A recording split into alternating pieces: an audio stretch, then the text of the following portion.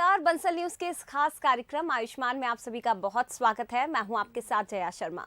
जैसा कि आप जानते हैं कि आयुष्मान में हर बार स्वास्थ्य संबंधी समस्याओं पर कुछ खास जानकारी दी जाती है। तो इसी कड़ी में आज हमारे साथ है डॉक्टर अतुल समैया, जो बंसल हॉस्पिटल में कंसल्टेंट सीनियर ऑन्कोलॉजिस्ट हैं। डॉक्टर अतुल, आपका बहुत स्वागत है। जी नमस्कार। तो आज पूरे विश्व में कैंसर दिवस मनाया जा रहा है। 1933 में विश्व स्वास्थ्य संगठन की पहल पर कैंसर दिवस को मनाने की पहल की गई थी और तब से लेकर अब तक हर साल कैंसर दिवस पर नई थीम जारी की जाती है, जिसके तहत कैंसर को लेकर गलतफहमियां दूर करने और जनता को कैंसर के खतरों के बारे में जागरूक करना इसमें शामिल है। इसके साथ साथ इसके लक्षणों और बचाव के बारे में भी जानकारी दी जाती है और इसीलिए ये दिन मनाया जाता है।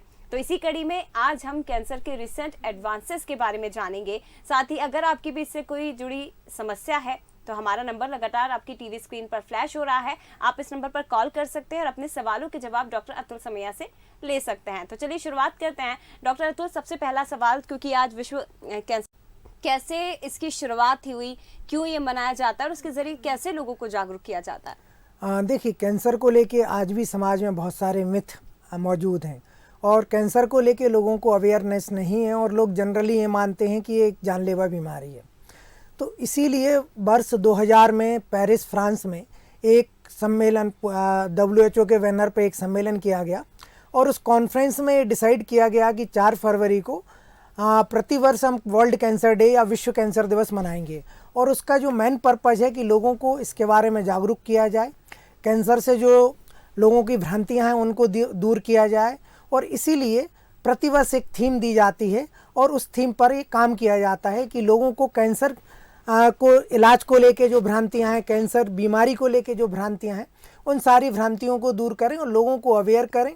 और उनके साथ में उनके जो साथ जुड़े हुए लोग होते हैं, क्योंकि कैंसर के साथ एक मरीज ही नहीं होता, उसके साथ पूरी फैमिली जुड़ी होती है, उन सबको भी इसके बारे में अवेयर किया जाए।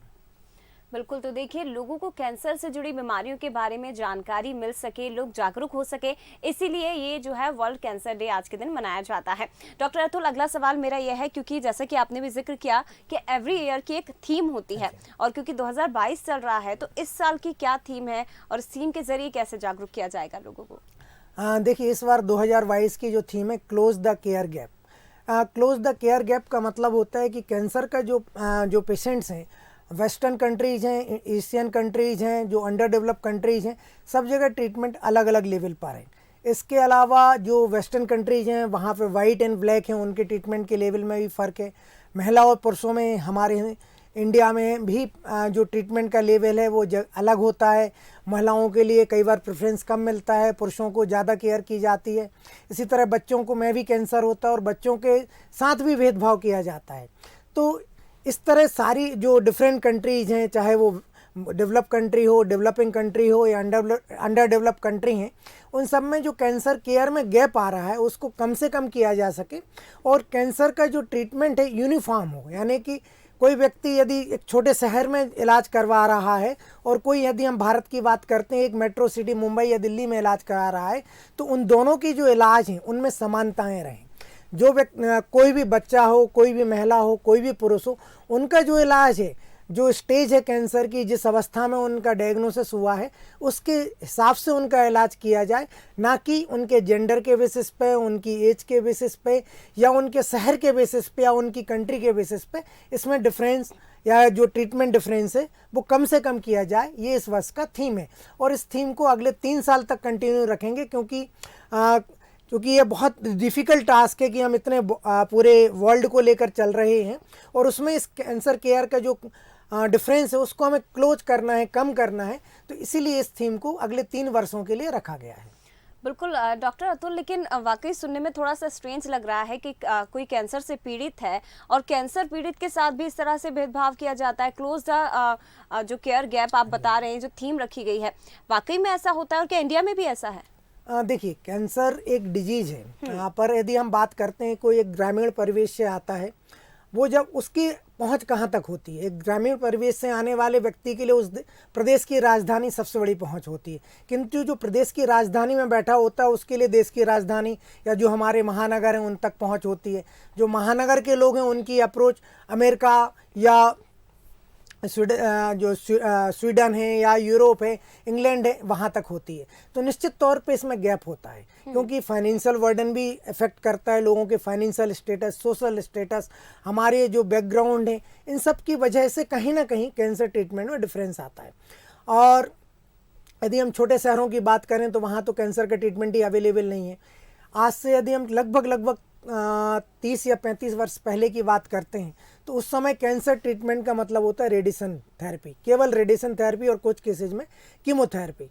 तो यदि हम बात करते तो रेडियोथेरेपी की जो यूनिट्स थी, मशीन थी, वो लिमिटेड थी। तो उन सब के लिए लोगों को अपने शहर से दूर महानगर या बड़े शहरों की तरफ रुख करना पड़ता था। यदि हम कैंसर ट्रीटमेंट के लिए हम मध्य प्रदेश की बात करते हैं तो बड़ा दुर्भाग्य की बात है कि हमारे प्रदेश में एक भी कम्प्रहेंसिव कैंसर सेंटर, शासकीय कम्प्रहेंसिव कैंसर सेंटर नहीं है जहाँ पे संपूर्ण इलाज कैंसर का किया जाता है, या जहाँ पे आधुनिक मशीन है। जितने भी सेटअप हैं या तो कुछ एनजीओ द्वारा चलाए जाते हैं या प्राइवेट सेटअप हैं। तो ये दुर्भाग्य की बात है कि इतने वर्षों के बाद कैंसर में अवेयरनेस आने के बाद भी हमारे पूरे प्रदेश में एक भी शासकीय सेंटर कैंसर के कम्प्रहेंसिव किया रहने की संपूर्ण कैंसर के इलाज के लिए अभी भी नहीं है। बिल्कुल डॉक्टर अतुल, ये बहुत महत्वपूर्ण बातें आपने हमारे दर्शकों को बताई हैं कि जागरूकता तो नज़र आ रही है, लेकिन इसके साथ ही जो आप जानकारी दे रहे हैं कि गैप जो हो रहा है उसे कम करना बेहद ज़रूरी है। और सवाल मेरा आपसे अगला यही है कि जो इस वर्ष की थीम है क्लोज द केयर गैप, उसे कैसे कम किया जा सकता है? इसके साथ ही आप अपनी इस थीम के ज़रिए जो आपका लक्ष्य है उसे कैसे अचीव करेंगे? देखिए, जैसा कि मैंने पहले कहा कि एक वर्ष में ये लक्ष्य अचीव करना मुश्किल है, इसलिए इसको 3 वर्षों के लिए, अगले 3 वर्षों की थीम रखी गई है। और उसका जो पर्पज़ है कि इस कैंसर थीम पे या जो वर्ल्ड कैंसर डे पे जो यूनियन काम करती है वो यूआईसीसी है। यूआईसीसी है यूनियन इंटरनेशनल कैंसर कंट्रोल। और इसमें हमारे लिए एक बड़ी खुशी की बात है कि इस वर्ष जो उसके प्रेसिडेंट हैं वो एक इंडियन है और इंडिया के जाने माने हेड नेक सर्जन हैं। तो उनके अंडर, उनकी लीडरशिप में यूआईसीसी की थीम आई है। और कैंसर के जो गैप है उसको कम करने के लिए सबसे पहले तो जो यूआईसीसी होती है, जो सेंट्रल बॉडी है, उसका काम होता है अवेयरनेस, कि लोगों को जागरूक किया जाए कि कैंसर एक्चुअली क्या है, कैंसर का इलाज क्या है, कैंसर के लिए अवेलेबल ट्रीटमेंट ऑप्शन क्या हैं। और जब लोग अवेयर होते हैं तो वो दूसरे ऑप्शंस के बारे में डिस्कस करते हैं। जब लोग अवेयर ही नहीं होते तो उनको पता ही नहीं होता है उनका क्या इलाज चल रहा है। तो इस तरह से सबसे पहले लोगों को अवेयर करना, इसके साथ में उनके जो यूआईसीसी के लीडर्स होते हैं या यूआईसीसी की जो एक्सपर्ट की टीम होती है वो डिफरेंट कंट्रीज़ में जाके उनकी गवर्नमेंट के साथ बात करती है, जो कंसर्न अथॉरिटीज़ होती हैं उनके साथ बात करती है। क्योंकि यूआईसीसी खुद एक एनजीओ है, कुछ एनजीओज के माध्यम से कोशिश करते हैं कि जहाँ पे सेटअप अच्छे नहीं हैं या जहाँ पे लिमिटेशंस हैं उस जगह पे काम करके उन सेटअप को अपग्रेड किया जाए, उनके लिए जो मूलभूत सुविधाएं हो सकती हैं उनको दिया जाए। तो इस तरह से मल्टीपल लेवल पे काम होता है यूआईसीसी के द्वारा। और बाकी जो लोग हैं, क्योंकि इंडिया भी यूआईसीसी का एक मेंबर है और बहुत सारे प्राइवेट ऑर्गेनाइजेशन भी इसके मेंबर्स होते हैं, तो वो सारे लोग इसमें हेल्प करते हैं कि किसी तरह इस जो कैंसर कंट्रोल है, कैंसर को कंट्रोल किया जाए। और उसके लिए जो बेस्ट पॉसिबल ऑप्शंस होते हैं उनके लिए सारे लोग मिलकर प्रयास करते हैं। बिल्कुल डॉक्टर अतुल, सवाल तो कई हैं और उन सवालों का जवाब भी हम आपसे लेंगे, लेकिन अगला सवाल मेरा आपसे यह है, क्योंकि कैंसर जिस तरह से फैल रहा है और हम देख रहे हैं आजकल युवा इसकी चपेट में आ रहे हैं, बच्चों को भी कहीं ना कहीं कैंसर की शिकायत हो रही है।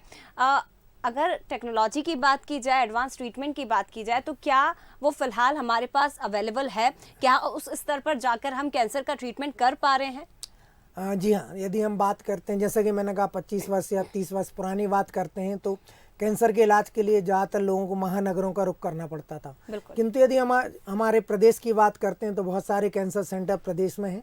भोपाल में ही 4 या 5 कैंसर सेंटर हैं जो comprehensive centre, more or less comprehensive cancer centre हैं, और जहाँ पे वही काम हो रहा है जो आप महानगरों में, दिल्ली या मुंबई में जाके उम्मीद करते हैं, एक्सपेक्ट करते हैं।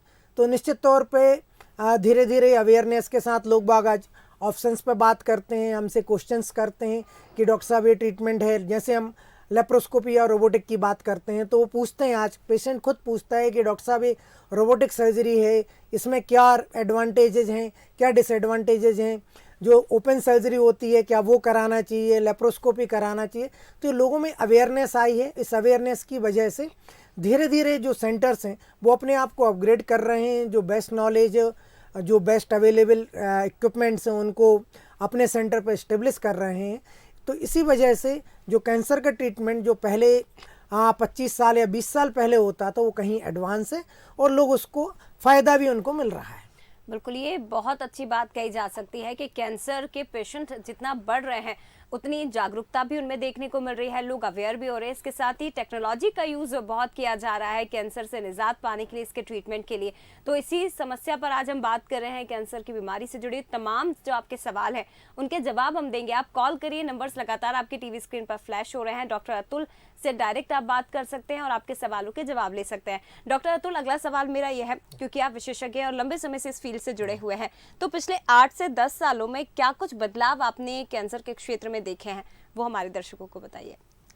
देखिए, कैंसर के जो मेडिकल साइंस में सबसे रैपिडली जो चेंजेज आ रहे हैं वो कैंसर ट्रीटमेंट को लेकर आ रहे हैं जी।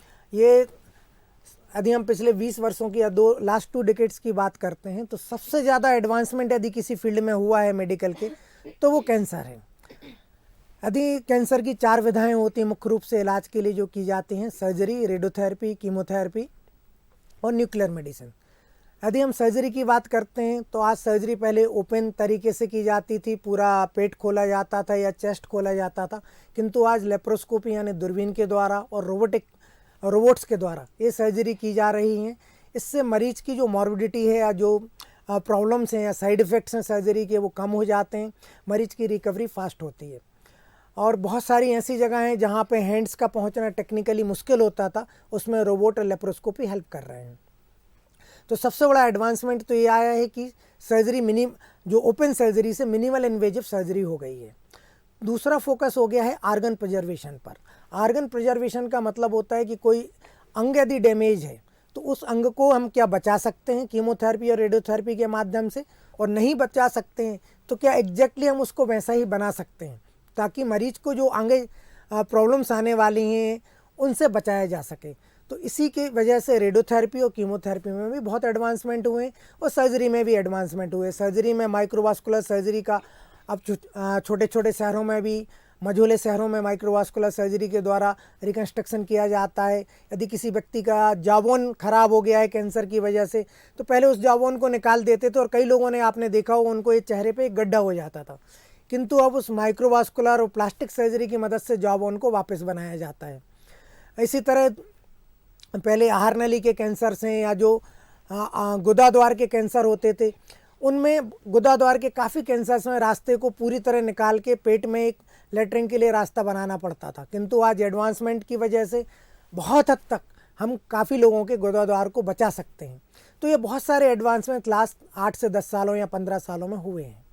यदि हम कीमोथेरेपी की बात करते हैं तो इम्यूनोथेरेपी के बारे में आजकल सभी ने सुना होगा और लोग जागरूक हो रहे हैं, और इस वर्ष का जो नोबेल प्राइज़ है मेडिकल साइंस का वो ब्लड कैंसर के ट्रीटमेंट के लिए जो इम्यूनोथेरेपी का प्रयोग किया है, कार टी सेल थेरेपी, उसी में मिला है। तो ये बहुत बड़ा अचीवमेंट है हमारी मेडिकल साइंस में कि नोबेल प्राइज़ उस फील्ड में मेडिकल साइंस के लिए मिला है और वो कैंसर फील्ड में मिला है। तो इम्यूनोथेरेपी का रोल आ गया है, जिसकी वजह से पहले जिन मरीजों की ज़िंदगी 4 से 6 महीने होती थी आज वो 4 से 5 साल तक ठीक रह रहे हैं। इसी तरह रेडियोथेरेपी की जो मशीन्स हैं काफ़ी एडवांस हो गई हैं। उनके जो पहले रेडियोथेरेपी की वजह से साइड इफ़ेक्ट्स बहुत ज़्यादा होते थे और एक बार मरीज़ जो रेडियोथेरेपी लेता था वो ज़िंदगी भर रोता था, किंतु अब उनकी एडवांसमेंट की वजह से जो साइड इफ़ेक्ट्स हैं वो काफ़ी हद तक कम हो गए हैं। जो नॉर्मल आर्गन्स हैं, जो बेसिकली कैंसर से परे आर्गन्स हैं या जो हमारा नॉर्मल हिस्सा है शरीर का, उस पर अब डैमेज रेडियोथेरेपी की वजह से बहुत कम होता है, इसलिए साइड इफ़ेक्ट्स कम होते हैं। तो इन तीनों विधाओं में एडवांसमेंट हुए हैं और कैंसर का जो ट्रीटमेंट है पहले से ज़्यादा सेफ हो गया है। बिल्कुल, कैंसर का ट्रीटमेंट पहले से ज़्यादा सेफ हो गया है, लेकिन उतनी ही बड़ी संख्या में लोग कैंसर की चपेट में आ रहे हैं। डॉक्टर अतुल, आखिर इसका कारण क्या है? वैसे तो कैंसर के कई प्रकार होते हैं, लेकिन आपके पास कैंसर के किस टाइप के पेशेंट सबसे ज़्यादा आते हैं और आखिर कारण क्या है इसका? कितनी बड़ी मात्रा में देश में कैंसर के पेशेंट पड़ रहे हैं? देखिए, जो सबसे बड़ी वजह है हमारी लाइफ स्टाइल। लगभग 70% कैंसर हमारी ज़िंदगी में जो बदलाव हैं उनसे जुड़े हुए हैं, और इसी तरह 70% कैंसर को हम प्रिवेंट कर सकते हैं या रोक सकते हैं। इन 70% कैंसर में जो तम्बाकू है वो लगभग 45 से 50% रिस्पॉन्सिबल है। और तम्बाकू किसी भी रूप में ली जाए, चाहे आप खैनी के रूप में लेते हैं, पान मसाला के रूप में लेते हैं, बीड़ी सिगरेट स्मोकिंग के रूप में लेते हैं, हुक्का के रूप में लेते हैं, ये सारे कहीं ना कहीं कैंसर के जनक हो सकते हैं।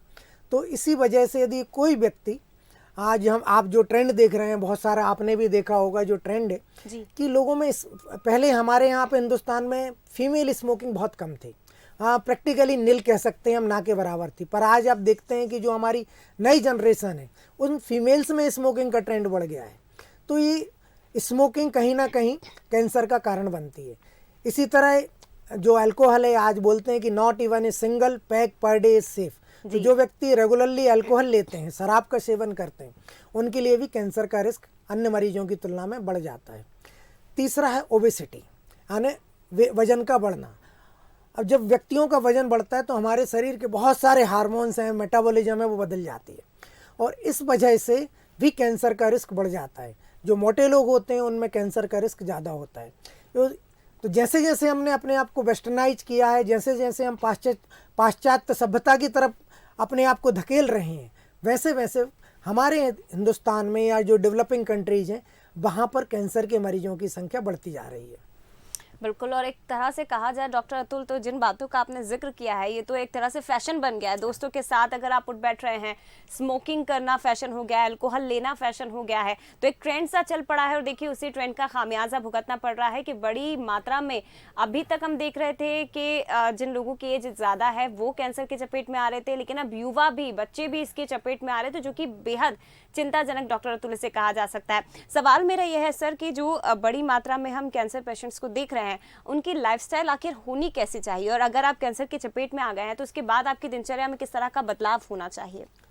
देखिए, लाइफस्टाइल को लेके तो यह है कि सबको पता है हमारी लाइफस्टाइल कैसी होना चाहिए, पर हम उसको फॉलो नहीं करते हैं। सबसे पहले तो हम लोग बोलते हैं कि आप प्रतिदिन लगभग 30 से 35 मिनट फिजिकल एक्टिविटीज करें। फिजिकल एक्टिविटी आपकी फास्ट वॉकिंग हो सकती है, जिम हो सकता है, योग हो सकता है, कुछ भी किसी भी फॉर्म में, साइकिलिंग हो सकती है, पैदल चलना हो सकता है। तो आप कम से कम दिन में 30 से 35 मिनट अपने आप को दें। जब आप अपने आप को ये फिजिकल एक्टिविटी के रूप में देंगे तो आपकी ओबेसिटी और ओवरवेट की प्रॉब्लम कुछ हद तक कम हो जाएगी। दूसरा, हमारा जो खान पान है उसको संयमित रखें। आज जो खान पान है वो इस बात पर निर्भर करता है कि टीवी में एडवर्टाइजमेंट क्या आ रहा है, ना कि इस बात पर होता है कि हमारे घर में, हमारे संस्कारों में हमने क्या खाना सीखा था। तो बच्चे आज देखते हैं टीवी, और टीवी की वजह से उनमें बहुत जल्दी उनका pizza, burger, pasta, Chinese food, इन सब की आदत पड़ जाती है। और जब इस तरह की आदतें बचपन से पड़ती हैं तो ये एडल्ट एज में, एडोलेसेंट में ये बच्चे मोटे होने लगते हैं या मोटापा बढ़ने की वजह से दिक्कत बढ़ जाती है। तो सबसे पहले ज़रूरत है एक्टिविटी के साथ में संतुलित और बैलेंस डाइट। तीसरा है, जिस तरह से मैंने बोला कि जो व्यसन है, तम्बाकू है, सिगरेट है, शराब है, इनका सेवन आप ना करें। यदि इन 4 बातों का आप ख्याल रखते हैं तो निश्चित तौर पर लगभग 70% कैंसर को हम रोक सकते हैं। और कैंसर को लेके लोगों को ये लगता है कि बहुत सारे गलत एग्जाम्पल्स दिए जाते हैं कि वो 20 साल से स्मोकिंग कर रहे थे, उनको कैंसर नहीं हुआ, और मैंने तो 5 साल की, मेरे को क्यों हो गया। तो हर बॉडी का जो मेटाबॉलिज्म है वो अलग होता है, हर बॉडी की जो एक्टिविटी होती है अलग होती है। घर में 4 बच्चे होते हैं, चारों का नेचर अलग होता है। इसी वजह से जब आप किसी रिस्क फैक्टर में होते हैं और इस तरह की अपनी एक्टिविटीज़ करते हैं तो उनको कैंसर का रिस्क बढ़ जाता है। जी, ये बहुत अच्छी बात डॉक्टर अतुल आपने बताई है कि जो मिथक है कैंसर को लेकर वो कम से कम आज इस कार्यक्रम के जरिए दूर होने चाहिए, और वही जानकारी डॉक्टर अतुल आप तक पहुंचा रहे हैं। डॉक्टर अतुल, सवाल मेरा आपसे ये भी था, उसमें एक बार फिर से मैं ऐड ऑन कर देती हूँ कि अगर कोई कैंसर पेशेंट है तो उसके बाद उसकी लाइफस्टाइल में किस तरह से बदलाव आता है और क्या कुछ चीज़ें चेंज हो जाती है, किन बातों का उसे ध्यान रखना चाहिए? देखिए, कैंसर के जो मरीज़ हैं उनको भी वही लाइफस्टाइल अपनानी है जो एक नॉर्मल व्यक्ति की लाइफस्टाइल होती है, पर कुछ चीज़ें बदल जाती हैं।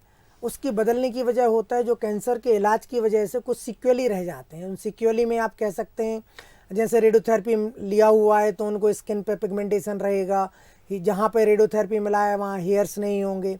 इसके अलावा कुछ कीमोथेरेपी के ड्रग्स हैं जो आपके नेल और स्किन को काले कर देते हैं। और इसके साथ साथ शुरुआती जो ईयर्स होते हैं, शुरू के 1 या 2 साल, जब आपको थकान भी ज़्यादा महसूस होती है, उसको रिकवरी करने में टाइम लगता है, तो उन सब के लिए सबसे ज़्यादा आवश्यकता होती है कि अपनी जो बची हुई लाइफ है, जो आपने रीबर्थ बोलते हैं कई बार इसको कैंसर के बाद, उसमें अपनी लाइफ को संयमित करें। और संयमित करने के लिए जो मैंने 3-4 उपाय बताए हैं उनको तो करना ही है। साथ में मेडिटेशन का एक बहुत बड़ा रोल है। जो भी व्यक्ति मेडिटेशन करता है उनको स्ट्रेस फैक्टर कम होता है, और स्ट्रेस जहाँ भी कम होता है वहाँ कैंसर की वापसी के आने के चांसेस कम हो जाते हैं, और साथ ही साथ बाकी बीमारियों में भी ये मदद करता है। इसके अतिरिक्त सारे कैंसर मरीजों के लिए सलाह दी जाती है कि रेगुलर फॉलोअप बहुत ज़रूरी है, क्योंकि कई बार कैंसर के जो मरीज होते हैं इलाज कराने के बाद चले जाते हैं और फिर वापस नहीं आते हैं, जब उनको दोबारा प्रॉब्लम होती है तब आते हैं। तो उनके लिए बहुत ही आवश्यक है कि हर 3 महीने में, 4 महीने में, 1 महीने में जो बताया गया है रेगुलर डॉक्टर्स के साथ विजिट जरूर करें। बिल्कुल डॉक्टर अतुल, क्योंकि समय की कमी है, लेकिन मैं चाहूंगी कि ये सवाल का जवाब भी आप हमारे दर्शकों तक पहुंचाइए कि जिन तक कैंसर का ट्रीटमेंट नहीं पहुंच पा रहा है, जिन्हें शायद प्रॉपर ट्रीटमेंट नहीं मिल पा रहा है, उनके लिए क्या जो एडवांस टेक्नोलॉजी जिनका जिक्र किया है वो मध्य प्रदेश में और खासतौर पर भोपाल में उपलब्ध हैं? जी हाँ, मैंने बीच में भी बात की है कि हमारे पास अब मध्य प्रदेश में कई जगह पे, इवन भोपाल में भी हमारे पास सारी फैसिलिटीज आज अवेलेबल हैं, और केवल रोबोटिक सर्जरी के अलावा सारी सर्जरीज हमारे पास अवेलेबल हैं और हम उनको रूटीनली कर रहे हैं। रेडिएशन की भी बहुत एडवांस मशीन्स हैं जो भोपाल में स्थित हैं, और कीमोथेरेपी के लिए जो भी बेस्ट अवेलेबल ऑप्शंस आपको महानगरों में हैं वो भोपाल में और मध्य प्रदेश के दूसरे शहरों में भी उपलब्ध हैं। इसीलिए क्लोज द केयर गैप जो है वो यहीं से शुरू होता है कि हम महानगर से अब नगर जो मीडियम सिटीज़ हैं या मझोले शहर हैं वहाँ तक कैंसर केयर को पहुँचा पा रहे हैं। बिल्कुल डॉक्टर, जाते जाते मैं चाहूँगी कि आज वर्ल्ड कैंसर डे के मौके पर आप कैंसर पेशेंट्स को क्या कुछ मैसेज देना चाहेंगे हमारे इस बंसल न्यूज़ के माध्यम से? देखिए, कैंसर पेशेंट्स के लिए 2 ही मैसेज होते हैं। एक तो जो व्यक्ति कैंसर ग्रसित हो चुका है उसके लिए पॉजिटिव रहना बहुत ज़रूरी है, और दूसरा अपने जो लाइफ स्टाइल है उसको बैलेंस करके चलना है। यदि आप लाइफ स्टाइल को बैलेंस करके रहेंगे, पॉजिटिव रहेंगे और रेगुलर चेकअप कराएंगे तो आप कैंसर को काफ़ी हद तक मात दे सकते हैं। और दूसरा, उनके जो परिवारजन हैं उनके लिए मैसेज ये है कि कैंसर एक डेथ सेंटेंस नहीं है, ये भी और बीमारियों की तरह है। कई बार लोग रोड ट्रैफिक एक्सीडेंट से, हार्ट अटैक से सडनली डेथ हो जाती है, पर हम उनके बारे में नहीं सोचते। किडनी फेलोर से कई लोगों की डेथ होती है, हम उनके बारे में नहीं सोचते या उसको उस तरह से नहीं लेते, पर हम जब बात कैंसर की आती है तो हमारे चेहरे पे झुर्रियाँ आ जाती हैं, हमारे चेहरे पे सिकन आ जाती है। तो मैं ये कहना चाहता हूँ कि ये भी एक अन्य बीमारियों की तरह बीमारी है, उसको उसी तरह से लीजिए जैसे बाकी बीमारियों के रिजल्ट्स में भी कहीं ना कहीं दिक्कतें आती हैं, उनके रिजल्ट 100% नहीं होते हैं, वैसे कैंसर में भी होता है, तो उसको उसी तरह से लीजिए। बिल्कुल, ईश्वर ना करे पर अगर आपके परिवार में कोई भी कैंसर पेशेंट है या होता है तो कम से कम अब पैनिक नहीं करना है। तुरंत और उचित इलाज के जरिए आज कैंसर से भी आप निजात पा सकते हैं। तो आज विश्व कैंसर दिवस के मौके पर कैंसर के बारे में हमने डॉक्टर अतुल समैया से खास बातचीत की है, जानकारियां साझा की है। निश्चित रूप से आपको तमाम सवालों के जवाब मिल गए होंगे। जो जानकारी आपको लेनी चाहिए वो जानकारी आपको मिली होगी, और इस खास कार्यक्रम के जरिए हम चाहते हैं कि कैंसर को लेकर आप लोगों में जागरूकता है वो भी निश्चित तौर पर आपको आई होगी। डॉक्टर, बहुत धन्यवाद आपका डॉक्टर अतुल, ये जानकारी हमारे दर्शकों तक पहुंचाने के लिए। नमस्कार। तो इसी के साथ हमारी इस खास पेशकश आयुष्मान में फिलहाल इतना ही। तमाम खबरों के लिए आप बने रहिए बंसल न्यूज़ के साथ। नमस्कार।